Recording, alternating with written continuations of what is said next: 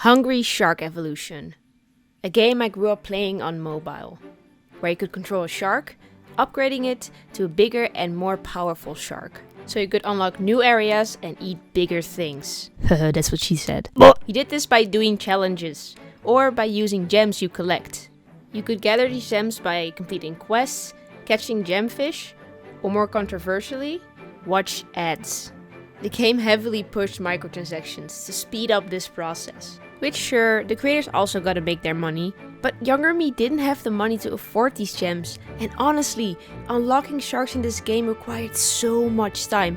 I did a little estimation with ChatGPT on how long it would take to unlock all the sharks, and what the fuck. Younger me didn't have time for this shit, so I had to do things differently. Spending hours collecting gems by watching over 100 ads, saving up for the great mech shark, which was strangely therapeutic.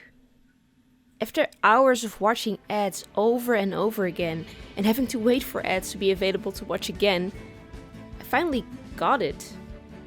And I was so proud. This was a satisfaction only mobile games gave me. A sense of accomplishment that felt earned by not using microtransactions to do it the fast way, but doing it without. The long and grindy way.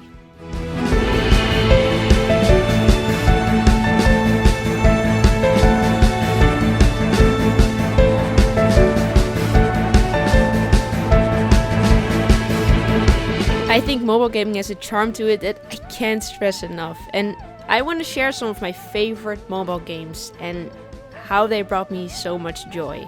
I know it's not that deep, but leave me alone, okay? I want to talk about this shit. Like Hungry Shark Evolution, many mobile games follow this model of putting special items behind a paywall. Microtransactions became the backbone of the industry of mobile games.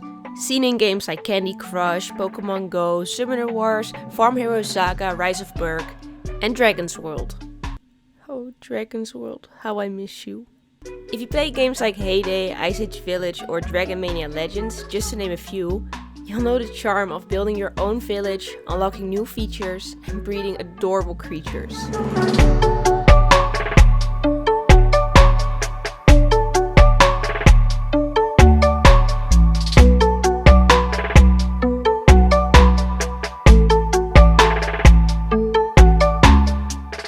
Dragon's World was my favorite of them all. You'd create a dragon village, level up your dragons, breed them, and even battle with them. I probably spent over 100 hours in this game. A game that got shut down, so all those 100 hours were just poof, up in the sky. All my dragons gone. All my hard work. Oh, the crying you are. I remember the joy of unlocking a specific dragon I wanted for ages. Breeding dragons involved chance. Matching the right elements could result in rare dragons. But the odds were slim. Getting the dragon that you wanted really involved luck.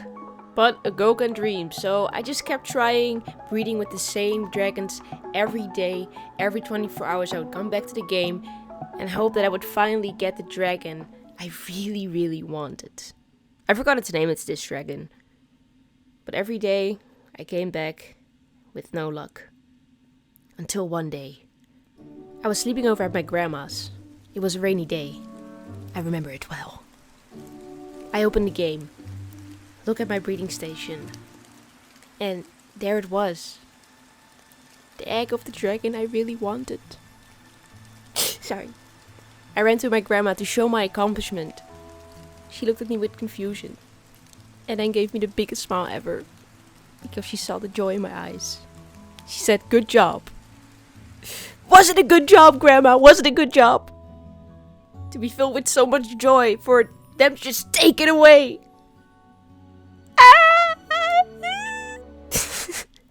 Okay, no, but seriously, I was really proud when I got that dragon.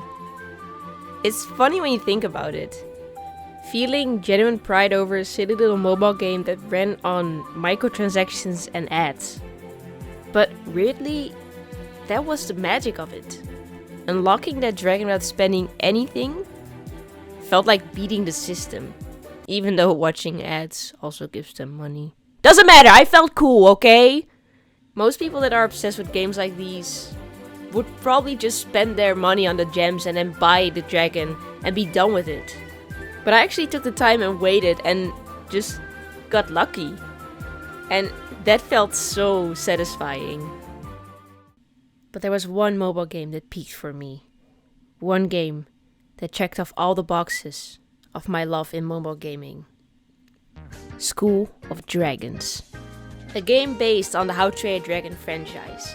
And as a massive fan of How to Train Your Dragon, this game was everything I ever wanted. You played as a student at the School of Dragons, training your own dragon, completing quests and exploring the world of How to Train Your Dragon. It captured every detail from the movies and the TV show. And best of all, I could play it on my phone. And like all the mobile games I mentioned, School of Dragons also used a gem system for cool items which were behind a paywall. But this game also had another method to earn gems, something a lot of mobile/free games had, where I could earn microtransaction goods by inviting friends. I would grind the fuck out of this shit. In School of Dragons I made over 100 accounts just to get 50 gems each time I invited a friend. And for some reason this was so much fun. I thought I was the smartest motherfucker alive doing this. And all of this so I would finally be able to buy the Sandrate. See, the thing was, I wanted Toothless as my own dragon because I thought that was cool. But you could only get him if you had a membership, which I could not afford because I was a dumb child. So I had to become creative. There was this dragon called the Sandrate, which if you picked black as its color, he looked almost exactly like Toothless. And by inviting friends, I could earn the gems I needed to buy his egg. But there was a catch. You could only do this once a day, so it took forever to get the gems necessary to buy the Sandrate egg. But that didn't stop me. After farming and waiting patiently for hours, I finally got him. And my god, I was so happy. It's so strange how these small things in mobile gaming used to make me so happy. It wasn't anything profound, but at the time, it meant so much to me. I grew up in a household where money was limited, so when it came to things like this, I had to get creative to access the cool features without spending any money. And it's not to say that my family was poor. My mom worked hard to provide my sister and me with plenty of nice things. It just took a lot more effort on her part, and we couldn't always afford the things we wanted. Which is fine, of course. I was happy that I had a roof over my head and dinner on the table. But we did have a couple of rainy days, and we weren't always comfortable with money.